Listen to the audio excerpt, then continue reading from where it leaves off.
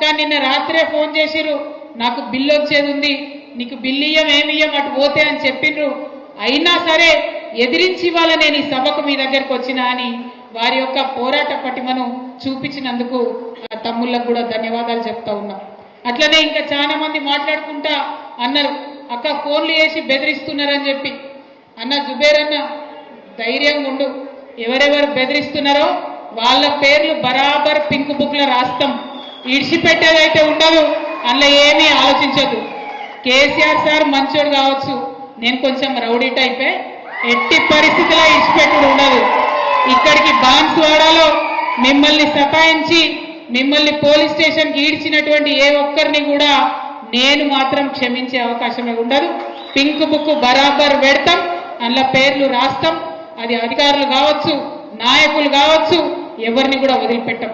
ఎందుకంటే మనం అధికారంలో ఉన్నప్పుడు అరాచకం చేయలేదు, ప్రజలకు మంచి చేసినాం, అభివృద్ధి చేసినాం.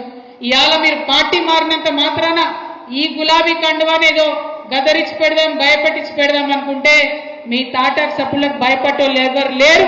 మీ తాత, మీ ముత్త, మీ జేజమ్మ దిగొచ్చినా కూడా భయపడేటోళ్ళు ఎవరు లేరన్న విషయాన్ని మీ అందరికి కూడా సభాముఖంగా నేను తెలియజేస్తా ఉన్నాను.